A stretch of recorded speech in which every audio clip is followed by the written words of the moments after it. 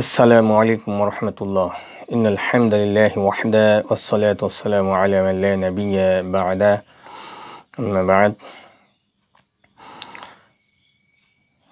সকল প্রশংসা আল্লাহ সুবহানাহু ওয়া তাআলার। আলহামদুলিল্লাহ, শান্তি বর্ষিত নবী মুহাম্মদ সাল্লাল্লাহু আলাইহি ওয়াসাল্লামের প্রতি। আল্লাহুম্মা সাল্লি আলাইহি আল্লাহুম্মা বারিক আলাইহি। সম্মানিত দর্শক, আমরা কোরআনুল কারীমের সূরা কাহাফের 92, 93 এবং 94 এই কয়েকটি আয়াতে কারিমা আজকে আলোচনা করব ইনশাআল্লাহ। আজকের আলোচনার সংক্ষিপ্ত বিষয়বস্তু হলো বাদশাহ জুলকারনাইন এবং ইয়াজুজ মাজুজের ঘটনা। অতি সংক্ষেপে আমরা এই ঘটনাটির তাফসীর ইবনে কাসির থেকে আজকে আলোচনা করছি। বিস্তারিত আলোচনার সময় হবে না, আমাদের ভিডিওর সময় সংক্ষেপ করার কারণে। তো আমরা সংক্ষেপেই 92 নম্বর আয়াত থেকে আলোচনাটা শুরু করছি, যদিও এর আগে পরে আরও বিস্তারিত ঘটনাটা রয়েছে। আউযু বিল্লাহি মিনাশ শাইতানির রাজিম। সুম্মা আতবা'a সাবাবা, আবার সে এক পথ ধরল। হাত্তা ইযা বালাগা বাইনা সাদদাইনি ওয়াজাদা মিন দুনিহিমা কওমা লা ইয়াকাদুনা ইয়াফকাহুনা কাওলা। চলতে চলতে সে যখন পর্বত প্রাচীরের মধ্যবর্তী স্থানে পৌঁছল, তখন সেখানে সে এক সম্প্রদায়কে পেয়ে গেল যারা তার কথা মোটেই বুঝতে পারছিল না। ক্বালু, তারা বলল, ইয়া যাল কারনাইন, হে জালকারনাইন বাদশাহ, ইন্না ইয়াজুজা ওয়া মাজুজা মুফসিদুনা ফিল আরদ ফাহাল নাজআলু লাকা খারজান আলা আন তাজআলা বাইনানা ওয়া বাইনাহুম সাদ্দা। তারা বলল যে, হে বাদশাহ জুলকারনাইন, ইয়াজুজ মাজুজ পৃথিবীতে অশান্তি সৃষ্টি করছে। আমরা কি তোমাকে এমন রাজস্ব দিব এই শর্তে যে তুমি আমাদের ও তাদের মাঝে একটা প্রাচীর করে দিবে। ক্বালা মা মাক্কান্নী ফীহি রাব্বী খায়রুন ফা'ইনুনি বিকুওয়াতিন আজআল বাইনাকুম ওয়া বাইনাহুম রাদমা। সে বলল যে, আমার রব আমাকে যে ক্ষমতা দিয়েছেন তাই উৎকৃষ্ট, সুতরাং তোমরা আমাকে শ্রম দ্বারা সাহায্য করো, আমি তোমাদের ও তাদের মধ্যস্থলে এক মজবুত প্রাচীর গড়ে দেব। তো আমরা বাদশাহ জুলকারনাইন এবং ইয়াজুজ মাজুজ সম্পর্কে কয়েকটি আয়াতে কারিমা শুনলাম। আসুন আমরা ইবনে কাসির থেকে একটু বিষয়টি বিস্তারিত জেনে নেই। কে ছিলেন এই বাদশাহ জুলকারনাইন এবং ইয়াজুজ মাজুজ বা কারা, আর সেই এলাকার লোকজন কেন তাদের উপদ্রব থেকে বাঁচার জন্য বাদশার কাছে নালিশ জানালো। এমর্মে এখানে তাফসিরে বলা হয়েছে যে আল্লাহ সুবহানাহু ওয়া তাআলা সংবাদ দিলেন জুলকারনাইন বাদশাহ, তিনি পূর্ব এবং পশ্চিম অর্থাৎ পৃথিবীর এক প্রান্ত থেকে আরেক প্রান্তে তিনি সফর করছিলেন। এক পর্যায়ে তিনি চলতে চলতে দুটি পাহাড়ের পরস্পর মিলিত হয়েছে এমন এক জায়গায় উপনীত হয়, কিন্তু ওই পাহাড়দ্বয়ের মাঝে একটি উপত্যকা রয়েছিল যেখান দিয়ে ইয়াজুজ মাজুজ বের হয়ে তুর্কিদের উপরে ধ্বংসাত্মক ক্রিয়াকলাপ আক্রমণাত্মক তারা কার্যক্রম চালাতো। তারা তাদেরকে হত্যা করত, তাদের বাগান ও ক্ষেত খামার নষ্ট করে শিশুদেরকেও মেরে ফেলতো এবং সর্বদিক দিয়েই তাদের সর্বনাশ সাধন করত। ইয়াজুজ মাজুজ তারাও কিন্তু মানুষ, যেমন সহিহ বুখারী ও সহিহ মুসলিমের একটি বর্ণনা রয়েছে। মহামহিমান্বিত আল্লাহ সুবহানাহু ওয়া তাআলা আদম আলাইহিস সালাতু ওয়াস সালামকে বললেন, হে আদম। তিনি তখন বললেন, লাব্বাইকা ওয়া সা'দাইক, এই তো আমি হাজির আছি। আল্লাহ সুবহানাহু ওয়া তাআলা বলবেন, সেদিন তাকে বলেছিলেন যে আগুনের অংশ পৃথক করো, অর্থাৎ জাহান্নামের জন্য যারা তৈরি হয়েছে তাদেরকে পৃথক করো। তিনি বললেন যে কতটা অংশ পৃথক করব, যেভাবে মহান আল্লাহ বলবেন সেদিন আর কি, যেদিন নির্দেশটা করবেন, হয়তো কিয়ামতের বা হাসরের বিচারের দিনে। তখন আদম আলাইহিস সালাম বললেন যে হাজারে কয়জন করে, তখন আল্লাহ পাক উত্তরে বললেন যে প্রতি হাজারে 999 জনকে পৃথক করো, অর্থাৎ 99 জন জাহান্নামী আর একজন হবে জান্নাতি। এটা ওই সময় হবে যখন শিশু বৃদ্ধ হয়ে যাবে এবং গর্ভবতী নারীর গর্ভপাত হয়ে যাবে, অর্থাৎ কিয়ামতের সেই বিভীষিকার সময় আর কি। অতঃপর রাসূলুল্লাহ সাল্লাল্লাহু আলাইহি ওয়াসাল্লাম বলেন, তোমাদের মধ্যে দুটি দল এমন রয়েছে, তারা যার মধ্যে থাকবে তাদেরকে বেশি করে দিবে, অর্থাৎ ইয়াজুজ ও মাজুজ। এদের ভিতরে যারা থাকবে মানে এদের সদস্য যারা হবে তারাই এই 1099 এর সংখ্যায় পড়বে। হাদিসটি ফাতুল বারীতে 8ম খণ্ডে রয়েছে 295 নম্বর হাদিস, সহিহ মুসলিমের প্রথম খণ্ডে 201 নম্বর হাদিস। জুলকারনাইন যখন পর্বত প্রাচীরের মধ্যবর্তী স্থানে পৌঁছেন তখন তিনি সেখানে এক সম্প্রদায়কে দেখতে পান যারা দুনিয়ার অন্যান্য লোকদের হতে বহু দূরে অবস্থান করার কারণে এবং তাদের নির্দিষ্ট ভাষা থাকার কারণে তারা অন্যদের ভাষা বুঝতে পারত না। ওই লোকগুলি জুলকারনাইন বাদশার শক্তি, সামর্থ্য, জ্ঞান ও বুদ্ধিমত্তার পরিচয় পেয়ে তার নিকট আবেদন জানিয়ে বলে, ইন্না ইয়াজুজ ওয়া মাজুজ মুফসিদুনা ফিল আরদ ফাহাল নাজআলু লাকা খরজান।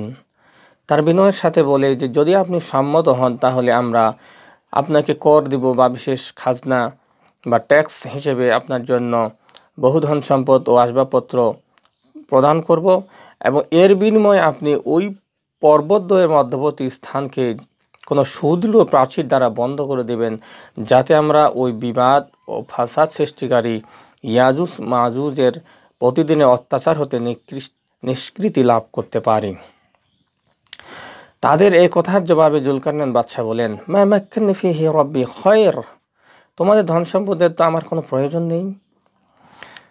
আমার রব আমাকে যে ক্ষমতা ও প্রতিপত্তি দান করেছেন তা তোমাদের ধন দৌলত অপেক্ষা বহুগুণে উত্তম ও উৎকৃষ্ট। যেমন সুলাইমান আলাইহিস সালাম সাবা দেশের রানীর দূতকে বলেছিলেন এভাবেই, আতুমিদ্দুনানি বিমালিন ফামা আতানি আল্লাহু খায়রুম মিম্মা আতাকুম। তোমরা কি আমাকে ধন সম্পদ দিয়ে সাহায্য করবে, অথচ আল্লাহ আমাকে যা দিয়েছেন তা তোমাদের যা দিয়েছ তোমরা তা থেকে উৎকৃষ্ট। অতঃপর জুলকারনাইন ওই লোকদেরকে বলেন, তোমরা আমাকে তোমাদের দৈহিক শক্তি ও শ্রম দ্বারা সাহায্য করো, তাহলে আমি তোমাদের ও তাদের মধ্যস্থলে একটি সুদৃঢ় প্রাচীর গড়ে দিচ্ছি। বলা হয়েছে যে আতুনি জুবার আল হাদিদ।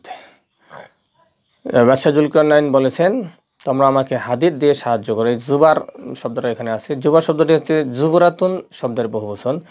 এর অর্থ হলো খণ্ড। জুবার হলো জুবুরা শব্দের বহুবচনের অর্থ হচ্ছে কোনো কিছুর টুকরা বা খণ্ড। ইবনে আব্বাস, মুজাহিদ, কাতাদা প্রমুখ মুফাসসিরগণ তারা এই তাফসীর করেছেন বা এই ব্যাখ্যা দিয়েছেন। এই খণ্ডসমূহ দেখতে ইটের অথবা আকারে বলকের সমান হবে। আরও বলা হয় যে ওর প্রতিটি ওজন হলো 1 দামাস্কাস কিন্তার, অর্থাৎ 1 কিন্তার সমান হলো 256.40 কেজি অথবা এর চেয়েও বেশি।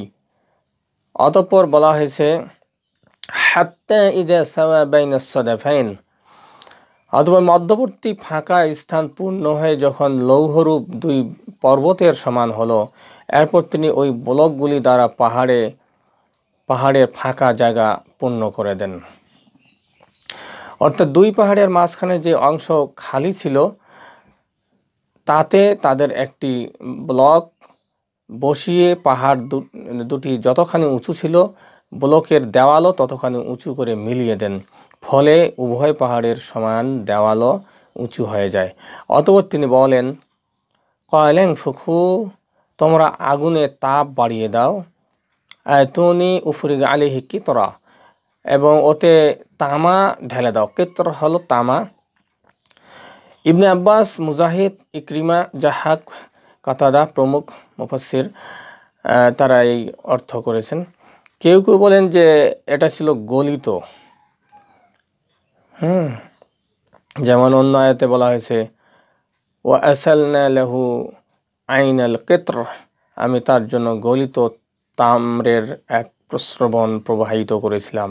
সূরা সাবা এর 12 নম্বর আয়াতে এই কথাটি এসেছে। সুতরাং ঠান্ডা হওয়ার পর প্রাচীরটি অত্যন্ত মজবুত হয়ে গেল এবং প্রাচীরটি দেখে মনে হলো যেন রেখাযুক্ত চাদর, মানে এতই সুদৃঢ় এবং মজবুত হয়ে গেল যে এরপরে আয়াতে আল্লাহ সুবহানাহু ওয়া তাআলা বলছেন ফামাসতাউ আইয়াযহারুহু ওয়া মাসতাউ লাহু নাকবা। এরপর ইয়াজুজ ও মাজুজ তা অতিক্রম করতে পারল না, অতিক্রম করতে সক্ষম হলো না বা ওটা ভেদ করতে পারল না। قال هذا رحمة من ربي فإذا جاء وعد ربي جعله دكا وكان وعد ربي حقا।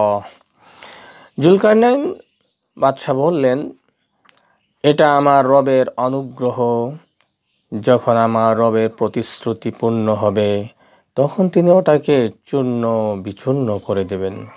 ওয়াকানা ওয়াদু রাব্বি হাক্কা, আর আমার রব আল্লাহ সুবহানাহু ওয়া তাআলার প্রদত্ত ওয়াদা বা প্রতিশ্রুতি সেটা অবশ্যই সত্য। ওয়া তারাকনা বা'দাহুম ইয়াওমাইযিন ইয়ামুজু ফি বা'দি ওয়া নুফিখা ফিস সূর ফাজামা'নাহুম জামআ। সেদিন আমি তাদেরকে ছেড়ে দিব একের পর এক তরঙ্গের আকারে এবং সিংহায় ফুৎকার দেওয়া হবে, অতঃপর আমি তাদের সবাইকে একত্রিত করব। এখানে আল্লাহ সুবহানাহু ওয়া তাআলা বলছেন যে কিয়ামতের পূর্বে এই ইয়াজুজ মাজুজ সেই প্রাচীর ভেঙে ফেলবে এবং তারা এই দুনিয়ার বুকে ছড়িয়ে পড়বে। এই আয়াতের তাফসিরে বলা হচ্ছে যে ইয়াজুজ মাজুজের ক্ষমতা নেই যে তারা ওই প্রাচীরের উপর উঠে তা অতিক্রম করতে পারে, এবং এই শক্তিও নেই যে তাতে তারা ছিদ্র করে ওর মধ্য দিয়ে বেরিয়ে আসতে পারে। তো একটা সময় হবে যখন তারা এই কাজটা করতে সক্ষম হবে। এমন বলা হচ্ছে যে জাইনাব বিনতে জাহাশ রাদিয়াল্লাহু আনহু, যিনি নবী সাল্লাল্লাহু আলাইহি ওয়াসাল্লামের স্ত্রী ছিলেন, তিনি হতে বর্ণিত, তিনি বলেন একদা নবী সাল্লাল্লাহু আলাইহি ওয়াসাল্লাম ঘুম হতে জাগেন, তার মুখমণ্ডল রক্তিম বর্ণ ধারণ করে, তা লাল হয়ে যায়। তিনি বলছিলেন লা ইলাহা ইল্লাল্লাহ, আরবের অবস্থা খারাপ হয়ে যাওয়ার সময় নিকটবর্তী হয়েছে। আজ ইয়াজুজ মাজুজের প্রাচীর এই পরিমাণ ছিদ্র হয়ে গেছে। অতঃপর তিনি স্বীয় শাহাদাত ও বৃদ্ধাঙ্গুলির দ্বারা বৃত্ত করে তা দেখিয়ে দেন, অর্থাৎ এইভাবে বৃদ্ধাঙ্গুলি এবং শাহাদাত আঙ্গুলি একত্রিত করে দেখিয়ে দেন। উম্মুল মুমিনিন জাইনাব বিনতে জাহাশ রাদিয়াল্লাহু আনহু জিজ্ঞেস করলেন, হে আল্লাহর রাসূল সাল্লাল্লাহু আলাইহি ওয়াসাল্লাম, আমাদের মাঝে ভালো লোকগুলি বিদ্যমান থাকা সত্ত্বেও কি ধ্বংস করে দেওয়া হবে? উত্তরে তিনি বলেন, হ্যাঁ, যখন খারাপ ও কলুষিত লোকদের সংখ্যা বেশি হয়ে যাবে তখন এটা হবে। এটা মুসনাদে আহমদে এবং ফাতুল বারির ভিতরে, সহিহ মুসলিমের ভিতরে হাদিসটি এসেছে। ওই প্রাচীরের নির্মাণ কাজ শেষ করে জুলকারনাইন স্বস্তির নিঃশ্বাস ফেলেন এবং মহান আল্লাহর প্রতি কৃতজ্ঞতা জানিয়ে তিনি বলেন, হাযা রাহমাতুম মির রাব্বি, এটা আমার রব দয়ালু আল্লাহর রহমত, করুণা ছাড়া আর কিছুই নয়। অর্থাৎ তিনি দয়া করে আমাকে তৌফিক দিয়েছেন বলেই এই কাজ আমার পক্ষে সম্ভব হয়েছে, নচেত এটা সম্ভব হতো না। ফাইযা জা ওয়াদু রাব্বি জাআলাহু দাক্কা, কিন্তু আমার রবের প্রতিশ্রুত কিয়ামত যখন চলে আসবে তখন কিন্তু এটা ভেঙে চুরমার হয়ে যাবে, তখন আর এটা এইভাবে দাঁড়িয়ে থাকবে না। তো সম্মানিত দর্শক, আমরা আজকের ভিডিওর শেষের দিকে চলে আসছি। তো কিয়ামত ঘনিয়ে আসছে, এই আয়াতগুলিও আমাদেরকে সতর্ক এবং সাবধান করছে যে অচিরেই হয়তো সেই ইয়াজুজ মাজুজের প্রাচীর ভেঙে যাবে বা তারা ভাঙতে সক্ষম হবে এবং তারা বেরিয়ে আসবে, তখন মহা বিপর্যয় সৃষ্টি হয়ে যাবে। সুতরাং আমরা সকলে সাবধান হই, সতর্ক হই এবং কিয়ামতের ময়দানে যেন ঈমান আমল নিয়ে উপস্থিত হতে পারি সেই চেষ্টায় সচেষ্ট হই। মহান আল্লাহ আমাদের সেই তৌফিক এনায়েত করেন। আমিন। আসসালামু আলাইকুম ওয়া রাহমাতুল্লাহ।